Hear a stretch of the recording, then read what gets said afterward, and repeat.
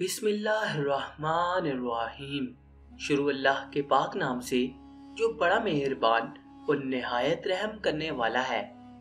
سرکار مدینہ صلی اللہ علیہ وآلہ وسلم کے پیارے غلاموں، السلام علیکم۔ محترم سامعین، آج کی اس ویڈیو میں حضرت امام مہدی رحمۃ اللہ تعالی علیہ کے ظہور سے پہلے اور بعد کے حالات کے بارے میں تذکرہ کیا جائے گا، اس لیے آپ سے التماس ہے کہ ویڈیو کو آخر تک مکمل ملاحظہ فرمائیں۔ ظہور مہدی علیہ السلام اس وقت ہوگا جب دنیا ظلم و جور سے بھر چکی ہوگی اور حضرت امام مہدی علیہ السلام دنیا کو عدل و انصاف سے بھر دیں گے۔ حضرت مہدی کے ظہور سے قبل فتنے بہت بڑھ چکے ہوں گے اور آپ فتنوں کو ختم کریں گے، اور آپ کے زمانے میں آپس میں محبت و الفت کا وہ رنگ ہوگا جو حضرات صحابہ کے دور میں تھا، اور تمام مسلمان آپس میں بھائیوں کی طرح رہیں گے۔ حضرت مہدی علیہ السلام کی خلافت پوری دنیا میں ہوگی اور وہ پوری دنیا کے حکمران ہوں گے، جس کی مدت 7 سال سے 9 سال تک کے درمیان ہوگی۔ حضرت امام مہدی کی شناخت کے لیے ایک علامت یہ بھی ہوگی کہ ان سے لڑنے کے لیے ایک لشکر روانہ ہوگا، اور جب وہ لشکر مکہ اور مدینہ کے درمیان پہنچے گا تو اس پورے لشکر کو زمین میں دھنسا دیا جائے گا۔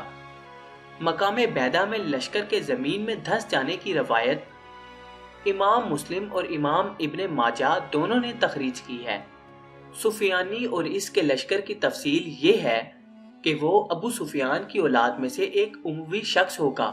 جسے اسلام اور مسلمانوں کو سخت تکالیف کا سامنا کرنا پڑے گا۔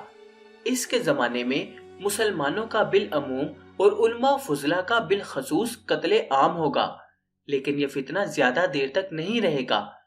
کیونکہ امام مہدی کا ظہور ہو چکا ہوگا، جس کی علامت یہ ہوگی کہ سفیانی بیت اللہ کو منہدم کرنے کی نیت سے روانہ ہوگا، لیکن جب یہ اپنے لشکر سمیت بیدہ نامی جگہ جو حرمین کے درمیان ہے پہنچے گا تو پورا لشکر زمین میں دھنسا دیا جائے گا۔ اس سلسلے میں حضرت مولانا محمد ادریس کاندھلوی تحریر فرماتے ہیں، اس لشکر کا زمین میں دھنسنا فتنہ سفیانی کی نشانی ہوگی، اور سفیانی کا خروج دراصل امام مہدی کے ظہور کی علامت ہوگا، اور اس سلسلے میں بہت سی احادیث تواتر معنوی کے ساتھ وارد ہوئی ہیں، اور اس پورے لشکر میں سے صرف ایک شخص زندہ بچے گا جو لوگوں کو آ کر لشکر کے زمین میں دھس جانے کی خبر دے گا۔ چنانچہ حضرت کاندھلوی ہی تحریر فرماتے ہیں، ان لوگوں میں سے صرف ایک مخبر زندہ بچے گا۔ یہی نہیں کہ امام مہدی کے ظہور سے قبل صرف سفیانی کا خروج ہوگا، بلکہ بہت سے اور لوگ بھی خروج کریں گے۔ چنانچہ کچھ لوگ مصر سے خروج کریں گے، کچھ مغربی جانب سے اور کچھ جزیرہ العرب سے۔ گویا اس وقت ساری دنیا کے مسلمانوں کو صفحہ ہستی سے مٹانے کے لیے کفر پوری قوت سے مسلمانوں کے ساتھ نبرد ازما ہوگا، اور چہار اطراف سے مرکز عالم اور مرکز اسلام یعنی خانہ کعبہ پر حملے کی تیاریاں شروع ہو جائیں گی، اور اس کے کچھ ہی عرصے کے بعد امام مہدی کا ظہور ہو جائے گا۔ حضرت امام مہدی کے زمانے میں اکثر یہودی مسلمان ہو جائیں گے، جس کی وجہ یہ ہوگی کہ امام مہدی کو تابوت سکینہ مل جائے گا، جس کے ساتھ یہودیوں کے بڑے اعتقادات وابستہ ہیں، اس لیے وہ اس تابوت کو حضرت امام مہدی کے پاس دیکھ کر مسلمان ہو جائیں گے۔ مغرب کی طرف سے کئی جھنڈوں کا نمودار ہونا، اور اس لشکر کا سردار قبیلہ کندہ کا ایک آدمی ہوگا۔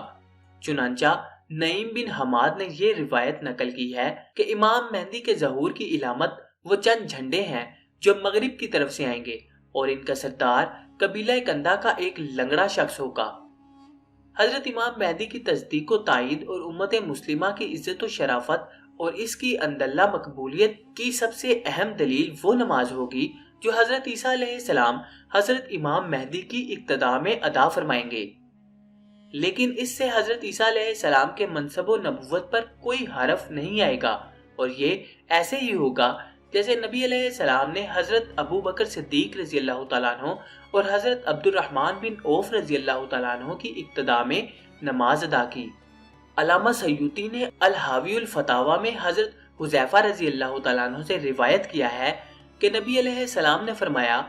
اگر دنیا کی مدت ختم ہونے میں صرف ایک دن بچے گا تب بھی اللہ ایک آدمی بھیج کر رہے گا جو نام اور اخلاق میں میرے مشابہ ہوگا اور اس کی کنیت ابو عبداللہ ہوگی۔ اس سلسلے میں حضرت عبداللہ بن مسعود رضی اللہ تعالیٰ عنہ سے روایت ہے کہ نبی علیہ السلام نے فرمایا کہ مشرق کی طرف سے ایک قوم سیاہ جھنڈوں کے ساتھ آئے گی اور وہ لوگ مال کا مطالبہ کریں گے۔ لوگ ان کو مال نہیں دیں گے تو وہ لڑیں گے اور ان پر غالب آ جائیں گے۔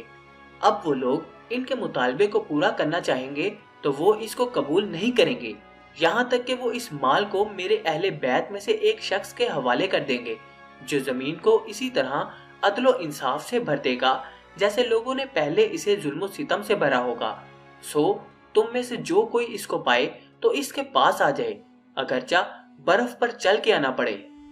ظہور مہدی پر دلالت کرنے والی علامات میں سے ایک علامت وقت کا انتہائی تیز رفتاری سے گزرنا بھی ہے، جس کی وجہ بظاہر بے برکتی کا پیدا ہو جانا ہوگا۔ ترمذی شریف کی ایک روایت کا ترجمہ ہے، قیامت اس وقت تک نہیں آئے گی جب تک زمانے قریب نہ آ جائے، سال مہینے کے برابر، مہینہ ہفتے کے برابر، ہفتہ دن کے برابر، دن ایک گھنٹے کے برابر اور ایک گھنٹہ آگ کا شعلہ سلگنے کے برابر نہ ہو جائے۔ اس حدیث کی شرح کرتے ہوئے ملا علی قاری نے امام خطابی کا یہ قول نقل فرمایا ہے، ایسا امام مہدی یا حضرت عیسیٰ یا دونوں کے زمانے میں ہوگا۔ میں کہتا ہوں کہ آخری قول ہی زیادہ ظاہر ہے،